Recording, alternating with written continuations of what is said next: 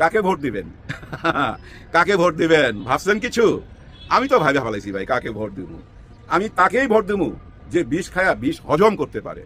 নির্বাচনের বাকি আর 3 দিন এই সরকারের ভান্ডারে নাটকের কোনো অভাব নেই। এখন নতুন নাটক হিসেবে হাজির হয়েছে নির্বাচন কমিশনের দেওয়া এক প্রজ্ঞাপন, যে প্রজ্ঞাপনে বলা হয়েছে যে ভোট কেন্দ্রের 400 গজের মধ্যে কেউ মোবাইল ফোন নিয়ে যেতে পারবেন না। দর্শক, 5ই আগস্ট হাসিনা পলায়নের পরে আমাদের একটা আশা ছিল যে একটা পরিবর্তনের সূচনা হবে, এবং সেই পরিবর্তনের হাত ধরেই আমরা একটা ভালো নির্বাচন কমিশন পাবো। খেলা দেখবার জন্য আপনারা এতদিন যাবত ওয়েট করতেছি, দীর্ঘ 17 বছর পরে বাংলাদেশে এই খেলাটা হচ্ছে, তাই না? তো এখন মানুষ কি ভাবতেছে? মানুষ কিন্তু এখন সবাই যারা যে দল করে ওইটা বাদ দিলে, যে আমি জামাত করি আমি জামাতকেই ভোট দেবো, আপনি বিএনপি করেন আপনি বিএনপিকে ভোট দেবেন, কিন্তু কিছু নিউট্রাল মানুষ কিন্তু বন্ধুরা আছে, তারা এখন অ্যানালাইসিস করতেছে, বিভিন্ন রকম কন্টেন্ট দেখতেছে, পত্রপত্রিকা পড়তেছে, বুঝতে চেষ্টা করতেছে কাকে ভোট দিলে ভালো হবে। নির্বাচনের বাকি আর 3 দিন এই সরকারের ভান্ডারে নাটকের কোনো অভাব নেই। এখন নতুন নাটক হিসেবে হাজির হয়েছে নির্বাচন কমিশনের দেওয়া এক প্রজ্ঞাপন, যে প্রজ্ঞাপনে বলা হয়েছে যে ভোট কেন্দ্রের 400 গজের মধ্যে কেউ মোবাইল ফোন নিয়ে যেতে পারবেন না, শুধুমাত্র প্রিজাইডিং অফিসার এবং প্রিজাইডিং অফিসারের পাশাপাশি ভোট কেন্দ্রের দায়িত্বপ্রাপ্ত পুলিশ ইনচার্জ এবং ভোট কেন্দ্রের দায়িত্বপ্রাপ্ত আনসার, সাধারণ আনসার, বিডিপির নির্বাচন সুরক্ষা 2026 অ্যাপ্লিকেশন ব্যবহারকারী 2 জন আনসার সদস্য শুধুমাত্র ফোন নিয়ে ভোট কেন্দ্রে যেতে পারবেন। তার মানে ভোটাররা কেউ ভোট কেন্দ্রের 400 গজের মধ্যে মোবাইল ফোন নিয়ে যেতে পারবেন না। সাংবাদিকরা কিংবা সাধারণ জনগণ কিংবা পোলিং এজেন্টরা যারা কিনা প্রার্থীর পক্ষে একরকম সুরক্ষা দিতে ভোট কেন্দ্রের ভেতরে উপস্থিত থাকেন, যারা কিনা দেখবেন যে নির্বাচনে কোনো অনিয়ম হলে সাথে সাথে যাতে তারা প্রার্থী বা তাদের দলীয় ব্যক্তিবর্গের সঙ্গে যোগাযোগ করে সে অনিয়মের কথা জানাতে পারেন। তার মানে পুরো ভোট কেন্দ্রের পরিস্থিতিটাই এমন করে রাখার চেষ্টা হচ্ছে যার ফলে ভোট কেন্দ্র থেকে বা ভোট কেন্দ্রের 400 গজের মধ্য থেকে কোনো অনিয়ম, এমনকি ধরুন আইন শৃঙ্খলা রক্ষাকারী বাহিনী তারা যদি কারো উপর কোনো জবরদস্তি করে, ভয় দেখায়, কোনো একটি বিশেষ দলের পক্ষে কাজ করে, কোনো তথ্যই ভোট কেন্দ্রের 400 গজের মধ্য থেকে ছবি তুলে বা ভিডিও করে পাঠানোর উপায় আর থাকছে না নির্বাচন কমিশনের এহেন প্রজ্ঞাপন জারির মাধ্যমে। খুব স্বাভাবিকভাবে এই নির্বাচনে অংশগ্রহণকারী পক্ষগুলো ক্ষেপে উঠেছে। কোনো এক অদ্ভুত কারণে আমি বিএনপির তরফে এই বিষয়ে কোনো প্রতিক্রিয়া দেখছি না পত্রপত্রিকার কোথাও। আমি দেখছি জামায়াতে ইসলামীর আমির আলটিমেটাম দিয়েছেন ভোট কেন্দ্রের নিষেধাজ্ঞা তুলে নিতে। তিনি বলেছেন, জামায়াতে ইসলামীর আমির ডাক্তার শফিকুর রহমান, তিনি বলেছেন নির্বাচন কমিশন এখন এমনই আচরণ করছে যে কেন্দ্রের 400 গজের মধ্যে ক্যামেরা নিয়ে যাওয়া যাবে না। নির্বাচন কমিশন সন্ধ্যার মধ্যে, মানে সোমবার সন্ধ্যার মধ্যে এই বিধি তুলে না নিলে কঠোর আন্দোলন গড়ে তোলা হবে। তো এই আন্দোলনের হুমকি যে আসবে, মানে নির্বাচনে অংশগ্রহণকারী পক্ষগুলো যে এই বিষয়টা একরকম মেনে নেবে না, এমনকি ভোটাররা তো ভোট দিতে যেতে উৎসাহিত হবেন না। মানে তারা মোবাইল ফোনটা ভোট কেন্দ্রের 400 গজ দূরে কোথায় রেখে ভোট কেন্দ্রে যাবেন, মানে এই পরিস্থিতিটা যে সহজে মেনে নেওয়া হবে না সেটা মাথায় রাখবার পরেও, মানে যে কেউ বুঝতে পারবার পরেও ভোটের 3 দিন আগে এই যে নাটকটা আয়োজন করা হচ্ছে তাকে এজন্যই যে সরকার চাইছে যে একটা আন্দোলন শুরু হোক রাজপথে এবং নির্বাচন কমিশন ঘেরাও হয়ে নির্বাচন কমিশনের একটা মানে আলটিমেটাম দেওয়া আন্দোলনের মাধ্যমে নির্বাচনটা হবে কি হবে না তা নিয়ে একটা সন্দেহ তৈরি হোক, আন্দোলনে নামক একটি পক্ষ, তখন পুলিশ সেনাবাহিনী তাদের উপর চড়াও হয়ে উঠুক, যেমন তারা চড়াও হয়েছে এর আগেও সরকারের পক্ষেরই হাদি আন্দোলনকারীরা যখন নেমেছিল শুক্রবার, তখন এমন একটা নাটক সাজিয়ে কি পরিস্থিতি তৈরি করতে চাইছে সরকার নির্বাচনের আগে। দেখেন, জামায়াত ইসলামীর আমির বলেছেন যে অন্যায়ের বিরুদ্ধে যখন জুলাই আন্দোলন হয় তখন ইন্টারনেট কেড়ে নেওয়া হয়েছিল যাতে খুনকে বৈধতা দেওয়া যায়, অন্যায়কে লুকিয়ে রাখা যায়। এখন কি কারণে কি লুকিয়ে রাখতে মানে এই মোবাইল ফোন ব্যবহার নিষেধ করা হচ্ছে, এই প্রশ্ন তুলেছেন জামায়াতের আমির। এবং তিনি বলেছেন একটা দল ক্ষমতার জন্য উদ্গ্রীব হয়ে উঠেছে, সরকারের কিছু আমলা ও সচিব এখনো দলবাজি করে তাদের পছন্দের প্রার্থীতে জিতিয়ে আনতে চেষ্টা করছে, এমন কাজ এবার কেউ করলে তাদেরকে ক্ষমা করা হবে না। তার মানে জামায়াতে ইসলামীর সরাসরি সন্দেহ যে বিএনপির অঙ্গুলি হেলনে, একরকমের বিএনপির চাওয়ায় নির্বাচন কমিশন এই সিদ্ধান্ত নিয়েছে যে 400 গজের মধ্যে ভোটার নয়, সাংবাদিক নয়, কেউ আর মোবাইল ফোন নিয়ে যেতে পারবে না। মানব জমিন পত্রিকায় দেখছি যে ভোট কেন্দ্রে সাংবাদিকরা মোবাইল ব্যবহারে না করতে পারলে কি করে তারা খবর, মানে কিরকম ভোট গ্রহণ হচ্ছে সে বিষয়ে খবর পরিবেশন করবেন, এই প্রশ্ন যখন নির্বাচন কমিশনে করেছিলেন সাংবাদিকেরা নির্বাচন কমিশনার তাহমিদা আহমেদের কাছে, তখন তিনি মানব জমিনকে বলেছেন যে তিনি জানেন শুধু ভোটাররাই মোবাইল নিতে পারবেন না, বাকিদের বিষয় জানা নাই। তবে যদি সাংবাদিকদের ক্ষেত্রেও নিষেধাজ্ঞা থাকে, নির্বাচন কমিশনার পরামর্শ দিয়েছেন যে পুলিশের গায়ে যে ক্যামেরা লাগানো হচ্ছে এবার বডি ওর্ন ক্যামেরা আর যে সিসি ক্যামেরা আছে সেগুলোর ফুটেজ নিয়ে সাংবাদিকরা ছবি সংগ্রহ করে তারপর সংবাদ পরিবেশন করবেন। তার মানে পুলিশ যা ফুটেজ দিতে চাইবেন, সিসি ক্যামেরায় যা ফুটেজ থাকবে, যতটুকু সরবরাহ করা হবে সাংবাদিকেরা ততটুকুই খবর দিতে পারবেন। এই পরামর্শ এখন নির্বাচন কমিশনের কাছ থেকে আসছে। আমার দেশ পত্রিকা বলছে যে ভোট কেন্দ্রে মোবাইলের উপর যে নিষেধাজ্ঞা, সেই নিষেধাজ্ঞা তুলে নেওয়া হবে প্রতিবাদের মুখে, তীব্র প্রতিবাদের মুখে। সে খবর তাদেরকে দিয়েছেন ইসি সচিব আক্তার আহমেদ, তিনি ইসি সচিবালয়ের সিনিয়র সচিব, সরকারের সবচেয়ে ঘনিষ্ঠ ইসি সিনিয়র সচিব হিসেবে এরই মধ্যে তিনি বাংলাদেশ বিমানের পরিচালক পদও পেয়েছেন। কাজেই সরকারের অত্যন্ত ঘনিষ্ঠ এই আক্তার আহমেদ সাংবাদিকদেরকে দুপুরে বলেছেন বলে আমার দেশ জানাচ্ছে যে তারা এই সিদ্ধান্ত পুনর্বিবেচনা করতে পারেন। কিন্তু এই সিদ্ধান্ত কি শুধু এই সাংবাদিকদের ক্ষেত্রে পুনর্বিবেচনা করা হবে? এই প্রশ্নও এখন উঠছে। বিবিসি লিখছে যে এই যে শুধুমাত্র ভোট কেন্দ্রে মোবাইল নিষিদ্ধের সিদ্ধান্তের তীব্র প্রতিক্রিয়া হওয়ার পর এবং ভোটে এর সরাসরি প্রভাব পড়ার পর এখন যে নির্বাচন কমিশন বলছে যে তারা হয়তো সাংবাদিকদের ক্ষেত্রে নিষেধাজ্ঞা তুলে নেবে, কিন্তু কি ধরনের নিষেধাজ্ঞা তারা তুলে নেবে? কারণ ভোটাররা একদিকে যেমন ভোট কেন্দ্রে যেতে এর ফলে নিরুৎসাহিত বোধ করবেন, বিবিসি লিখছে যে ভোট কেন্দ্রের ভেতরে থাকা প্রার্থীর এজেন্টরাও নিজ নিজ কেন্দ্রে কোনো রকমের অনিয়ম বা কারচুপি হতে দেখলে তার মানে তারা তখন নিজ নিজ প্রার্থী বা তার প্রতিনিধিকে জানাতে পারবেন না।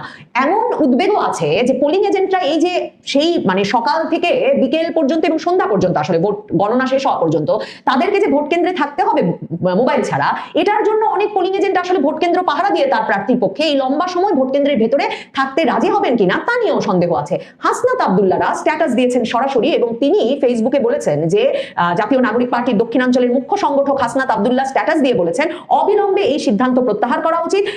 আমি প্রথম আলোতে দেখছি যে হাসনাত আব্দুল্লাহ বলেছেন যে ভোট কেন্দ্রের 400 গজের মধ্যে মুঠোফোন নিষিদ্ধের অর্থ হলো সবাইকে নিজের মুঠোফোন ঘরে রেখে যেতে হবে। এমনকি কোনো মোজো সাংবাদিক মানে মোবাইল জার্নালিস্ট কিংবা সিটিজেন জার্নালিজমও অ্যালাউড না। এটা স্পষ্টতই একটা হঠকারী সিদ্ধান্ত। ইঞ্জিনিয়ারিং বা জালিয়াতি করার ইচ্ছা থাকলেই কেবল এমন সিদ্ধান্ত নেওয়া যায়। অবিলম্বে এই সিদ্ধান্ত প্রত্যাহার করা উচিত। শুধু হাসনাত আব্দুল্লাহ নন, পঞ্চগড় 1 আসন থেকে প্রতিদ্বন্দ্বিতাকারী সার্জিস, হাসনাত সার্জিস তো একটা জোড়া, সেই সার্জিস আলমও ফেসবুকে স্ট্যাটাস দিয়েছেন। আর নাহিদ ইসলাম ঘোষণা দিয়েছেন তারা রাজপথে নামবেন সন্ধ্যার মধ্যে এই বিধান বদল করা না হলে। যেমনটা জামায়াতে ইসলামীর আমিরও আলটিমেটাম দিয়েছেন। জামায়াতে ইসলামীর জোটে যোগদানকারী জাতীয় নাগরিক পার্টির নেতা নাহিদ ইসলাম বলেছেন যে ইসি ঘেরাও করবেন তারা সন্ধ্যার মধ্যেই এই মোবাইল ফোনের নিয়ে যাওয়ার মানে ভোট কেন্দ্রে মোবাইল ফোন নিয়ে যাওয়ার বিরুদ্ধে নিষেধাজ্ঞা যদি নির্বাচন কমিশন প্রত্যাহার না করে। তিনি ওই তার বক্তব্যে বলেছেন আমরা এতদিন কিছু বলি নাই, সব সহ্য করে গিয়েছি। নির্বাচনের দ্বার প্রান্তে এসে এই ধরনের ভোট কারচুপি, মিডিয়াকে ব্ল্যাকআউট করে দেওয়া হবে, মানুষের কণ্ঠস্বর, মানুষের তথ্য অধিকারকে হরণ করা হবে, এই ধরনের কোনো আইন মেনে নেওয়া হবে না। তিনি নির্বাচন কমিশনের উদ্দেশ্যে বলেছেন নাহিদ ইসলাম যে এতদিন যা করেছেন 12 ফেব্রুয়ারি যদি কোনো ধরনের পক্ষপাতিত্ব করার পরিকল্পনা থাকে, ফ্যাসিস্ট আমলের নির্বাচন কমিশনের যেই পরিণতি হয়েছিল তার থেকেও করুণ পরিণতি হবে এই কমিশনের। ডাকসু ভিপি সাদিক কায়েম তিনিও চুপ করে নাই। তিনি মোবাইল নিষিদ্ধের সিদ্ধান্ত প্রত্যাহার করতে হবে এই বক্তৃতা দিয়েছেন। তিনি বলেছেন দাঁড়িপাল্লার গণজোয়ার দেখে একটা পক্ষ নানা ষড়যন্ত্র শুরু করেছে, তারা পেছন দিক থেকে ক্ষমতায় আসতে চায়। তারাই এখন বলছে নির্বাচন কমিশনকে দিয়ে প্রজ্ঞাপন দিয়েছে যে 400 গজের মধ্যে কোনো মোবাইল ফোন নেওয়া যাবে না। সাদিক কায়েম বলেছেন তারা কারচুপির নির্বাচন করতে চায়, পেছন দিক দিয়ে ক্ষমতায় আসতে চায়। আমরা তরুণেরা বেঁচে থাকতে এই ঘটনা ঘটতে দেব না। অগণতান্ত্রিক সিদ্ধান্ত দ্রুত সময়ের মধ্যে প্রত্যাহার করতে হবে। দিল্লির তাবেদাররা কাউকে পেছন নিয়ে ক্ষমতায় নিয়ে আসতে চাইলে এই স্বাধীন বাংলাদেশে তাদেরকে বিচারের আওতায় আনতে হবে। মানে স্পষ্টত সাদিক কায়েম বলছেন দিল্লির তাবেদাররা চাইছেন বিএনপি ক্ষমতায় আসুক এবং পেছনের দরজা দিয়ে বিএনপিকে ক্ষমতায় আনতে মোবাইল ফোনের উপর নিষেধাজ্ঞা জারি করা হয়েছে যাতে ভোট কেন্দ্রের ভেতর কোনো রকম অনিয়ম বা কোনো রকম কারচুপি সেসব ছবি বা প্রমাণ তুলে আনা না যায়। এখন প্রশ্ন হচ্ছে দেখেন সেই যে সরকারের একেবারে প্রস্তুত বাহিনী সাদিক কায়েম, হাসনাত আব্দুল্লাহ, সার্জিস আলম, নাহিদ ইসলাম এবং জামায়াতের আমির তাদের শীর্ষ নেতা হিসেবে এরা আলটিমেটাম দিয়ে দিয়েছেন। তারা বলেছেন নির্বাচন কমিশন এক্ষুনি সিদ্ধান্ত প্রত্যাহার না করলে ইসি ঘেরাও করবেন। এই যে একটা আন্দোলনের হুমকি দেওয়ার পরিস্থিতি, সরকার এমন একটা অবস্থা করতে দিল কেন? নির্বাচন কমিশন দলীয় নেতাদের সঙ্গে আলাপ ছাড়া, মানে তাদেরই তো কতগুলো দল, মানে বিএনপি, জামায়াতে ইসলামী, জাতীয় নাগরিক পার্টি, এই নেতৃবৃন্দের সঙ্গে কোনো আলাপ ছাড়া এমন একটা ঘোষণা হঠাৎ করে কেন দিল? এরকম ঘোষণা তো বিগত নির্বাচনগুলোতে পালিত হয়েছে বলে জানা যায় না। বিবিসি তাদের প্রতিবেদনে বিস্তারিত লিখেছে যে কোন নির্বাচনে কি নির্দেশনা ছিল। হঠাৎ করে এমন একটা নির্দেশনা কার ইঙ্গিতে? নাকি সরকার আবারও রাজপথে একটা পক্ষকে নামাতে চাইছে, তাদের যে প্রস্তুত পক্ষটি সেই প্রস্তুত পক্ষটিকে নামিয়ে একটা উত্তেজনা সৃষ্টি করতে চাইছে? সরকার প্রতিদিনই নানা রকম ঘটনা ঘটিয়ে বা নানা রকম কিছুতে রাজপথে নামতে হবে, জাম থাকতে হতে দেব না, আলটিমেটামের রাজনীতি করার সুযোগ করে দিচ্ছে তাদের ঘনিষ্ঠ পক্ষটিকে। এই নাটকের প্রতিক্রিয়া এবং তারপর এখন যদি নিষেধাজ্ঞা তুলে নেওয়া হয়, সম্পূর্ণ তো কি তুলে নেওয়া হবে? শুধু সাংবাদিকদের ক্ষেত্রে তুলে নেওয়া হবে নাকি ভোটারদের ক্ষেত্রেও তুলে নেওয়া হবে? নাকি এই নিয়ে আন্দোলনটা সত্যিই রাজপথে নামতে দেওয়া হবে? রাজপথে নামতে দিলে কত দূর যেতে দেওয়া হবে? এই সবগুলো বিষয় একরকম অনিশ্চয়তা তৈরি করে সরকার সত্যি 12 তারিখ পর্যন্ত সময়টিকে নাটকে ভরপুর রাখতে চাইছে। মোবাইল নিষেধাজ্ঞা নিয়ে এই নতুন নাটকটিও তারই একটা নমুনা বটে। খেলা দেখবার জন্য আপনারা এতদিন যাবত ওয়েট করতেছি। দীর্ঘ 17 বছর পরে বাংলাদেশে এই খেলাটা হচ্ছে, তাই না? তো এখন মানুষ কি ভাবতেছে, মানুষ কিন্তু এখন সবাই যারা যে দল করে ওইটা বাদ দিলে যে আমি জামাত করি আমি জামাতকে ভোট দেবো, আপনি বিএনপি করেন আপনি বিএনপিকে ভোট দেবেন, কিন্তু কিছু নিউট্রাল মানুষ কিন্তু বন্ধুরা আছে, তারা এখন অ্যানালাইসিস করতেছে, বিভিন্ন রকম কন্টেন্ট দেখতেছে, পত্রপত্রিকা পড়তেছে, বুঝতে চেষ্টা করতেছে কাকে ভোট দিলে ভালো হবে। তো আমার হঠাৎ করে না একটা কন্টেন্ট চোখে পড়লো, এটা আমি আপনাদের সাথে শেয়ার করবো এই জন্য যে বাংলাদেশে কিন্তু এটা পরিষ্কার যে যে যে দল সাপোর্ট করে তাকেই তার দলকেই ভোট দিতে বলে, কিন্তু কিছু কিছু এখনো অ্যানালিস্ট আছে বা কিছু কিছু এখনো জার্নালিস্ট আছে যারা অনেক সময় যেগুলো দলকে সাপোর্ট করলেও সত্য কথাটা বলে ফেলে। তেমন একটা ভিডিও যদি পুরনো আমি আপনাদেরকে দেখাতে চাই। আমি কিন্তু জামায়াতে ইসলামীকে একটা সাধারণ মানুষের চোখ দিয়ে বিবেচনা করতেছি, বাংলাদেশের একটা সাধারণ মানুষের নাগরিক। আমি আপনাকে বলতেছি আসলে আসলে আমার এই বই পুস্তকগুলি পড়া আছে, মানে এটা জনাব গোলাম আজম যে বই পুস্তকগুলি লিখছেন মাওলানা মওদুদি, আপনি ঠিকই বলছেন, আমি অনুবাদে পড়ছি, আমি উর্দু পড়তে পারি না, কিন্তু আমি কিন্তু জামায়াতে ইসলামীকে দেখি নাই গত 15-20-25 বছর ধরে, বা জামায়াতের গঠনতন্ত্রের কথা বলছেন যে এটা থেকে আমরা এটা দেখতেছি না যে ওনারা এইভাবে চালাতে চাইতেছেন, বরং ওনারা ওনাদের প্রতিটা কথায় যেগুলি ইসলামের আসলে ফান্ডামেন্টাল, মানে দুর্নীতি করা যাবে না, হিংসা করা যাবে না, যেগুলি মিছা কথা না বলা, এগুলির ব্যাপারে কিন্তু তারা জোর দিচ্ছেন। এবং এই কথা কিন্তু সত্য যে জনাব মঞ্জুর রহমান নিজামী, জনাব আবুল হাসান মোহাম্মদ মুজাহিদ, তাদের মন্ত্রণালয় সম্পর্কে দুর্নীতির কথা শোনা যায় না। তাদের পরিচালিত প্রতিষ্ঠানগুলি এই বাংলাদেশের সবচেয়ে ভালো চলছে। আমি ইসলামী ব্যাংকে অনেক উদাহরণ দিতে পারি। আসলে আমি কেন দেখাই যাবে এটা যে এই খালিদ মহিউদ্দিন সাহেব কিন্তু জামাতকে খুব পছন্দ করে না, কিন্তু দেখেন ওনার নিজের অজান্তে এই কথাগুলো বেরিয়ে গেছে। এগুলো কিন্তু মানুষকে এফেক্ট করে, সাধারণ মানুষকে, যারা নিউট্রাল ভোটার, যারা এখনো কোনো দলকেই ওইভাবে সাপোর্ট করে না, বিএনপি না আওয়ামী লীগ না জামাত, ওরা বসে আছে, ওরা অ্যানালাইসিস করতেছে কাকে দিলে দেশের মঙ্গল হবে, যারা শুধু দেশকেই ভালোবাসে সেই সমস্ত ভোটারের জন্য এই ভিডিওটা বেশ কাজে দিবে আমার মনে হয়। কিন্তু তার চেয়ে বড় বেশি কাজে দিবে এমন ইনফ্লুয়েন্সার ভিডিও আমি জীবনেও দেখিনি। আমার একজন পাঠাইছে ভাই বাংলাদেশ থেকে, বলে যে আরে মিয়া ঘুমতে হলে ভিডিওটা দেখেন, মিয়া কি ফিল্ম বানান, কি শুটিং করেন দেখেন, শুটিং করে বলে ড্রোন দিয়ে কি কি শট নিছে। আমি বললাম কোথায়, বলে আগে দেখেন। তারপর দেখলাম ভাই নীলফামারীতে জামাতের মহিলা দলের একটা মিছিল। আমি আমার জীবনে এত বড় মিছিল দেখি নাই, মহিলাদের বিশেষ করে, পুরুষদের দেখছি কিনা খুঁজতে হবে, মহিলাদের এত বড় মিছিল আমি আমার জীবন দশায় দেখি নাই, আপনারাও বোধহয় অনেকেই দেখেন নাই। এবং আমার বিশ্বাস এই এত বড় মিছিল, এই 40 থেকে 50,000 মহিলা হবে, লেখা হিসাব করা, মাইলকে পর মাইল হাঁটতেছে, এটাই প্রথম, আমার মনে এটাই শেষ। অন্য কোনো দলের এই হাঁটব নাই যে এতগুলা মহিলাকে আইনা রাস্তায় নামাইয়া 2-3-4 মাইল হাঁটাইবো এবং দলের পক্ষে স্লোগান দেবে। আমি শিওর অভাবনীয় এক দৃশ্য, যেটা দেখলে মনে হয় আর ঠেকায়া রাখতে পারলেন না, জামাত সব খাইয়া ফেলবো। দেখুন ভিডিওটা।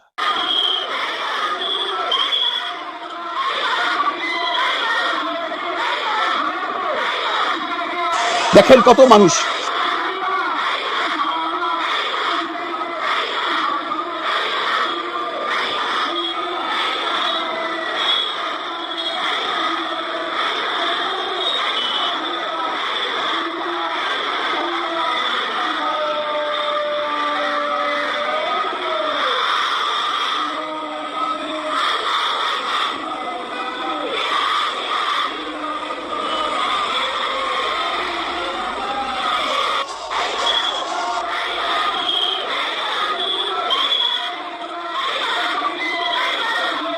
অবস্থা দেখছেন, অবিশ্বাস্য ঘটনা।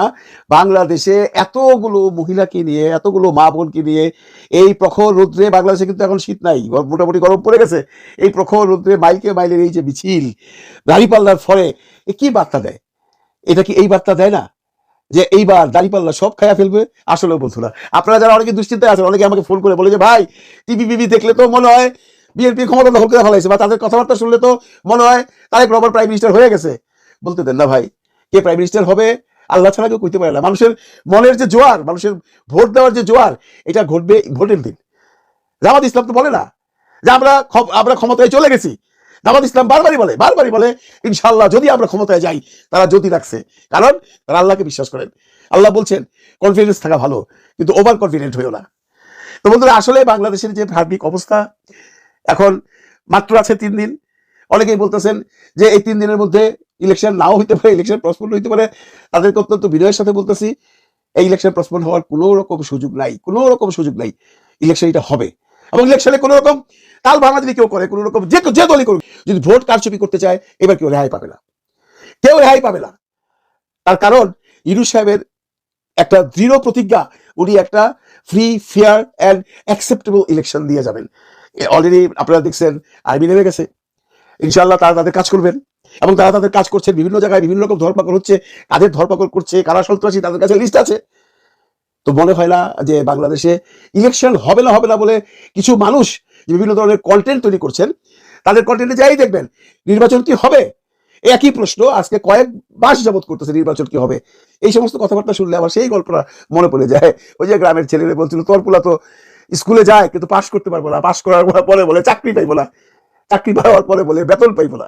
মানে আমাদের দেশের এই যে ইলেকশনটা নিয়ে একটা মহল এমন ভাবে প্রচারণা করতেছে যে ইলেকশনের দিন আইসা গেলে, ইলেকশন হয়ে গেলেও বলবে যে রিজাল্ট আইসা গেলে ক্ষমতা নিয়ে নিক, ক্ষমতা নেওয়ার পর আচ্ছা দেখেন না আর কয়দিন দেখেন, এরপরেই দেখেন কি অবস্থা হয়, বেশি দিন টিকতে পারবে না। এই নেগেটিভিটি থেকে আমাদের বাইরে আসতে হবে। এই দেশটা আমাদের, দেশটা আমার, আপনার, সবার। আমরা কোনো নেগেটিভ চিন্তা করবো, আমরা সবাই ভোট সেন্টারে যাব, ভোট দিব। আমি আমার যে প্রার্থীকে ভালোবাসি, যে প্রার্থীকে যোগ্য মনে করি তাকে ভোট দিব। আমার এখানে যারা আছেন তারা সবাই তো জামাতে ভোট দিবেন, কিন্তু যারা আমার মানে ভক্তরা, যারা নতুন আসছেন, তারা যে দল করেন সেই দলকে ভোট দিবেন। এবং তাদের কাছে আমাদের রিকোয়েস্ট, যারা নতুন আসছেন বা যারা প্রথম দেখছেন আমাকে, আপনারা দয়া করে হাতে ভোট দিন। হাতে ভোট দিলে আমাদের দেশটা বাঁচবে। তারপর আপনার নিজস্ব যে মানে পছন্দের তালিকায় যে প্রার্থী আছে তাকে ভোট দিবেন। আপনাদের ভোটেই সিদ্ধান্ত হবে নতুন বাংলাদেশের। এই জন্য বারবারই বলি, হ্যাঁ ভোটে সিল মারতে ভুল করবেন না। ভালো থাকবেন সবাই, ভালো রাখবেন সবাইকে। কাকে ভোট দিবেন?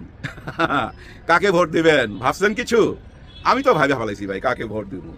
আমি তাকেই ভোট দিব যে বিষ খায়া বিষ হজম করতে পারে। যে নেতা বিষ খায়া বিষ হজম করতে পারে আমি তাকে ভোট দিব।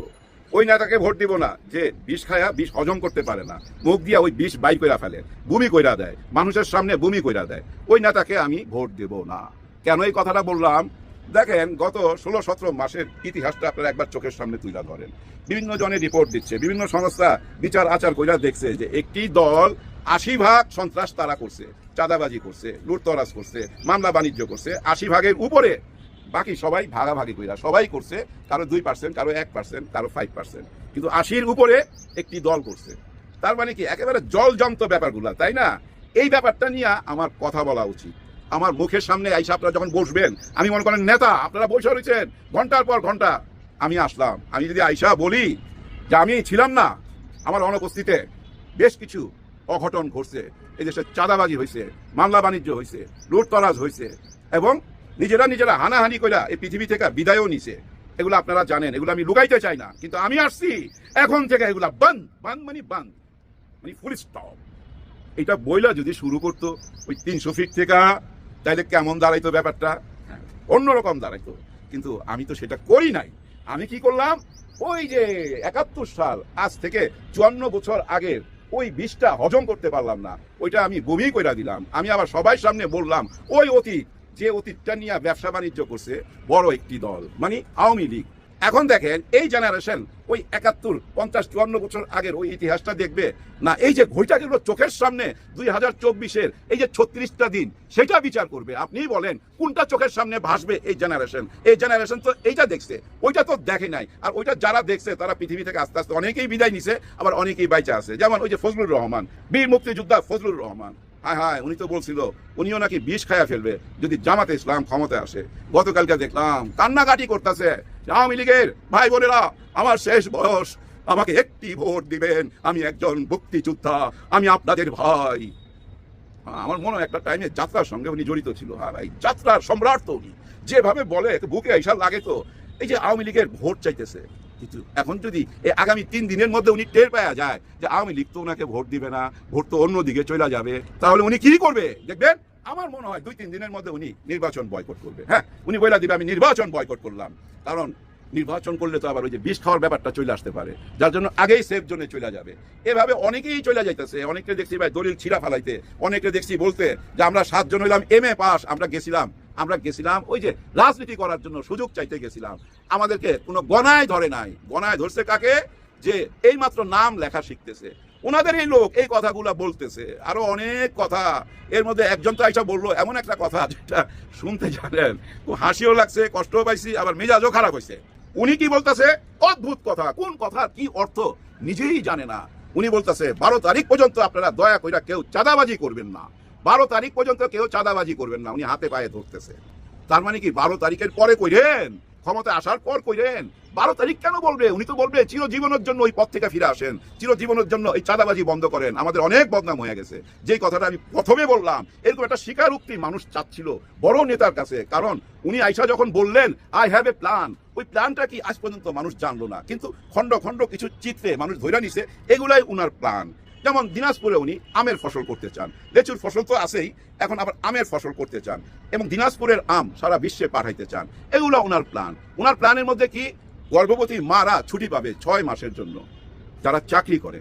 উনি জানেনই না শেখ হাসিনা এই সুযোগটা অনেক আগে থেকে দিয়ে রাখছে, আমাদের দেশের আইনের মধ্যেই আছে ভাই, 6 মাস ছুটি পাবে। আমার এক নিকট আত্মীয় 9 মাস ছুটি পাইছে, 9 মাস উনি প্রেগনেন্ট হওয়ার পর, বেতনও পাইছে। এটা তো আছেই, এটা নতুন কইরা কি দিবেন, তাই না? মানুষ নতুন শুনতে চাইছিল দেশটা কিভাবে পরিচালনা করবেন, কিভাবে আপনি এই যে আপনাদের 9-10 হাজার। কালকে আমি বিবিসির একটা সাক্ষাৎকার দেখতেছিলাম, ওইখানে একজন সাংবাদিক বলতেছিল 10 হাজারের উপরে বহিষ্কার হয়েছে। এই 10 হাজার নিয়ে কি করবেন? এবং আরো যারা আছে, যারা আপনার কথা শুনতেছে না, কেন শুনতেছে না, এটা নিয়ে কি গবেষণা করছেন? করেন নাই। কোনো গবেষণা নাই আপনাদের মধ্যে। গবেষণা থাকলে এরকম নতুন নতুন কথা শোনা যায়, কুমিল্লায়, চিটাগাং, দিনাজপুর, বিভিন্ন জায়গায় যায়, ওই যে ওইখানে যায় সোয়াবিনের চাষ, কেমন কেমন ব্যাপার হয়ে যেতেছে না? পুরো জিনিসটা এমন হয়ে গেছে যে আমার এখন বিশ্বাসই করতে ইচ্ছা করতেছে না যে উনি এগুলা বলতেছে। কেন জানি আমার মনে হয় ভাই, আমি আপনাদের সঙ্গে শেয়ার করি সত্যি মনের কথা, আমার মনে হয় এগুলো এআই দিয়া তৈরি। উনি এগুলা বলে নাই। উনি কেন জানবে না কোথায় লেচু বেশি হয়, কোথায় আম বেশি হয়? ম্যাঙ্গো মানে আম, এটা তো আমরা জানি, কিন্তু লেচু কোথায় আর আম কোথায় এটা জানবে না কেন? তার মানে আমার সন্দেহ এগুলো এআই দিয়া তৈরি। হ্যাঁ, উনি কইতে পারে না, এআই দিয়া ওনাদেরকে পচাইবার জন্য এই কাজ নিশ্চয়ই গোপনে কেউ করতেছে। যাই হোক, আমরা এখন গোপনে ভোটটা দিব এই বৃহস্পতিবারে। ভোটটা দেওয়ার আগে ভাই শুধু একবার চিন্তা করবেন, যে নেতা বিষ খায়া বিষ হজম করতে পারে তাকে ভোট দিবেন, না যে বিষ মুখ থেকে উগলাইয়া দেয় তাকে ভোট দিবেন? কেন এই কথাটা বারবার বলতেছি? দেখেন, ডাক্তার শফিকুর রহমান স্যার যখনই ওনার আইডি হ্যাক হইলো, আসামি ধরা পড়লো, আসামি জামিন পাইলো, কিন্তু ওই নিয়ে উনি কোনো কথা বলছে? বলে নাই। শুধু বলছে আমার দিকে বারবার মিসাইল মারা হচ্ছে, এই মিসাইলগুলো আমার দিকে মারা হচ্ছে আমি জানি, কিন্তু আমি কোনো প্রতিবাদ করব না, আমি ক্ষমা দৃষ্টি চোখে দেখতে চাই। এই জন্যই ক্ষমা দৃষ্টিতে দেখতে চাই, কারণ প্রতিহিংসা প্রতিহিংসার জন্ম দেয়, প্রতিশোধ প্রতিশোধের জন্ম দেয়। আমি কোনো প্রতিশোধের রাজনীতিতে বিশ্বাস করি না, প্রতিহিংসার রাজনীতিতে বিশ্বাস করি না। সত্যি উনি এটা করে না, আসলেই করে না ভাই। উনার সমস্ত কথাগুলোর দিকে আপনি ফলো করেন। আমি এর আগে বলছিলাম না, 12 তারিখের পরে জাতির সামনে যে প্রথম ভাষণটা আসবে, আর ওই ভাষণটা দেওয়ার সুযোগ যদি উপরওয়ালা ডাক্তার শফিকুর রহমান স্যারের কইরা দেয়, এই প্রথম ভাষণই আপনারা শুনতে পাবেন। সাধারণ ক্ষমা ঘোষণা করবেই উনি। প্রতিহিংসার রাজনীতি পছন্দ করে না। উনার প্রত্যেকটা কথায় এই কথাই প্রমাণ হয়। আরো কি প্রমাণ হয় জানেন? একটা কথা কিন্তু কেউ ভুলা যায় না। হ্যাঁ, ডক্টর ইউনূস স্যারের যে ডাইনার সচিব সাহেব, শফিক সাহেব, উনার কথা মনে আছে? যেদিন বিদায় দেয় নাহিদ ইসলামকে, একটা কথা মুখ ফসকা বইলা ফেলাইছিল না, নেক্সট প্রধানমন্ত্রী। এটা নিয়ে অনেক হাসি তামাশা হয়েছে না? দেখেন, প্রধান না হোক, কিন্তু সেই নাহিদ কিন্তু মন্ত্রী হইতে যাচ্ছে, এটা আপনারা এখন বিশ্বাস করতে পারেন। কারণ ডাক্তার শফিকুর রহমান স্যার ঘোষণা দিছে যে আমরা যদি ক্ষমতায় যাইতে পারি, আল্লাহ তাআলা যদি আমাদেরকে সেই চেয়ারে বসায়, তাহলে আমরা নাহিদকে মন্ত্রী বানাবো। মানে প্রধানমন্ত্রী না, মন্ত্রী বানাবো। তারপরে দেখেন, উনি প্রত্যেকটা বক্তব্যে একটা কথা বলে যে আমরা প্লেনে উঠবো ঠিকই, কিন্তু পাইলটের সিটে বসাবো ইয়াংদেরকে, আমরা থাকবো প্যাসেঞ্জারের সিটে পিছনে, আমরা দরকার লাগলে গাইড করব, কিন্তু মেইন পাইলটের সিটে এই ইয়াংরা বসবে। তার মানে কি জানেন? এই নাহিদ ইসলাম ইয়াং, ও তো এখন পাইলটের সিটে বসা যাবে যদি উপরওয়ালা তাকে পাশ করায় দেয়। শুধু কি নাহিদ ইসলাম, এখানে সাদিক কায়ুম রয়ে গেছে, নাসিরুদ্দিন পাটোয়ারি রয়ে গেছে, আরো অনেক তরুণ রয়ে গেছে। এমনও মানুষ আছে যাদেরকে আমরা হিসাবে আনতাছি না, গণায় ধরতেছি না। মোনামি ম্যাডামের কথা মনে আছে আপনাদেরকে? ঢাকা বিশ্ববিদ্যালয়ের মোনামি ম্যাডাম, ওই যে ডাকসুর নির্বাচনে যে প্রতিবাদ করছিল, এই প্রতিবাদ করার কারণে তাকে নিয়ে অনেক হেনস্থা করা হয়েছে, অনেক রকম অপবাদ দেওয়া হয়েছে, কলঙ্ক দেওয়া হয়েছে, সবকিছু হাসি মুখে মাইনা নিছে। উনি কিন্তু হেজাব করেন না, কিন্তু উনি কিন্তু জামাতে ইসলামের সমস্ত প্রোগ্রামে থাকেন। আপনারা দেখবেন এই যে উচ্চ কক্ষ শুনতেছিলাম না আমরা, ওই উচ্চ কক্ষে একজন এমপি কিন্তু এই মোনামি ম্যাডাম। এরকম আরো অনেকে আছে যা দেখে আপনারা চমকাবেন যদি উপরওয়ালা জামাত ইসলামকে ক্ষমতায় নেয়। আর জামাত ইসলামকে ক্ষমতায় নিবে এই জন্য যে জামাত ইসলাম বিষ খায়া বিষ হজম করতে পারে। ডাক্তার শফিকুর রহমান স্যারের সেই ক্ষমতা আছে। কত রকম আক্রমণ করা হয়েছে, কত দিক থেকে মিসাইল মারা হয়েছে, ওনার চরিত্র নিয়ে টানাটানি করা হয়েছে। কিছু বাচ্চা ছেলের সঙ্গে ওনার এআই দিয়ে এমন এমন ভিডিও তৈরি করা হয়েছে, ঠোঁটে ঠোঁট লাগায়া, কত রকম কিছু সহ্য করছে। টু শব্দ মুখে আছে, কিচ্ছু নাই। তার মানে কি জানেন? বিষ খায়া বিষ হজম কইরা ফালাইতেছে। আর ওনারা বিষ হজম করতে পারতেছে না কেন? ওই বিষটা প্রথম কে খাওয়াইছিল জানেন? হ্যাঁ, এটা বইলা ভিডিওটা শেষ করতে হবে। আজহারি হুজুর প্রথম এই বিষটা ঢাইলা দিছিল। উনার বক্তব্যের মধ্যে বলছিল না, এক দল খায়া গেছে আরেক দল বৈশা রইছে। ওই যে একটা কথা শুরু কইরা দিয়া উনি চইলা গেল, ওইটাই তো চলতেছে গত 17 মাস। এর মধ্যে আরেকটা স্ট্যাটাস দিছে, যে আপনারা ভালো মানুষকে ভোট দিবেন। ইয়াংদের প্রথম ভোটটা চাইছে উনি ইনসাফ কায়েম করার জন্য, যারা ইনসাফ কায়েম করবে তাদেরকে প্রথম ভোটটা দিবেন। ইয়াং ছেলেদেরকে বলছে, মানে যারা প্রথম ভোটার হয়েছে। ওই কমেন্ট বক্সের নিচে যারা দেখতেছে কি জানেন যে আপনারা দল করেন নাকি, আপনি ওদের সঙ্গে ভিড়া গেছেন, মানে জামাতের সঙ্গে ভিড়া গেছেন। উনি কিন্তু কারোর নাম নেয় নাই, উনি ইনসাফ যারা করবে তাদের জন্য ভোট চাইছে, সত্যের পথের জন্য ভোট চাইছে। এইটাও জানেন ওনাদের বিপক্ষে চলে গেছে। এখন আপনি যদি সামনে এসে বলেন যে আমি ইনসাফের পক্ষে, আমি চাঁদাবাজির বিপক্ষে, আমি মামলাবাজির বিপক্ষে, আপনি ভালো কথা বললেই কি আপনি ওদের দলে চলে গেলেন? হ্যাঁ, এখন ব্যাপারটা এমনই দাঁড়ায় গেছে। ৭১-এর ওই বিষ উগলায় দিয়ে লাভ হয় নাই। মানুষ চোখের সামনে যেটা দেখছে গত ৩৬ দিনে, মানে ২৪-এর ৩৬ দিনে যা দেখছে এবং গত ১৭ মাস যা দেখছে, এই ১৬-১৭ মাসের দেখা এটাই চোখের সামনে অনলাইনে ঘুরা বেড়াইতেছে। ২৪ ঘন্টা খালি ঘুরতেছে ঘুরতেছে। ৭১ তো ঘুরতেছে না, মাথার মগজের মধ্যে ঢুকতেছে না। আর ওইটা নিয়েই কেন রাজনীতি করবেন? ওইটা নিয়ে তো রাজনীতি কইরা দিল্লি চলে গেছে, তার ওইটা কেন আবার নিতে হবে? এক খাপের মধ্যে দুই তলোয়ার কেমনে ঢুকাবেন? ওইটা তো তাদের, তাই না? ৭১ তো তাদের। ওই ৭১-এর তলোয়ারের জন্য ৭১-এর একটাই খাপ, এক খাপের মধ্যে দুই তলোয়ার ঢুকানো যাবে না। যার জন্য এটা ভুল রাজনীতি। আইসাই যদি নিজের ভুল স্বীকার যায় আর প্রশাসনকে বইলা দিতেন, পিটান, সমানে পিটান। ওই যে ওদিন হাদিস বিচার চাইতে যাওয়ার পর যেভাবে পিটাইছে, খালি এটা বইলা দিতেন কানে কানে যে আমার লোকজনগুলারে পিটান, তো সমানে পিটায় জেলে ঢুকান, দেখতেন আজকে অন্য ফলাফল। কারণ কি জানেন? বিরাট এক পাহাড়ের মতো শহীদ প্রেসিডেন্ট জিয়াউর রহমান, উনার দল এটা, আর বেগম খালেদা জিয়ার দল। কিন্তু এখন মানুষ খুঁজতেছে কোথায় বেগম খালেদা জিয়া, কোথায় শহীদ প্রেসিডেন্ট, কাউ কি খুঁজে পাচ্ছে না। কারো আদর্শের মধ্যে নাই তো। কারণ বেগম খালেদা জিয়ার অতীতের ভিডিওগুলা সব ঘুরা বেড়াইতেছে। উনি বারবার বলছে এই দেশে কোনো রাজাকার নাই, এবং লিডার আপনি নিজেও বলছেন, আমার কাছে ভিডিও আছে, যে এই দেশে কোনো রাজাকার নাই, সব বিচার হয়ে গেছে, যার জন্য ওনাদের নিয়ে আমরা এই দেশ পরিচালনা করছি। এখন ওই কথা থেকে বাইর হইয়া আবার যদি বলেন, এখন নিজের কথার বিরুদ্ধে তো নিজেই দাঁড়ায় গেলেন, তাই না? তার মানে কি জানেন? আপনি বিষ খায়া বিষ হজম করতে পারেন নাই। বিষ খায়া বিষ হজম করতে পারে যে, সে হইতে পারে সত্যিকারের নেতা। হ্যাঁ, বিষ হজম করতে হবে। বিষ যদি আপনি উগলাইয়া দেন, বমি কইরা দেন, শুধু দুর্গন্ধই ছড়াবে। সবার জন্য সবাই দোয়া করবেন।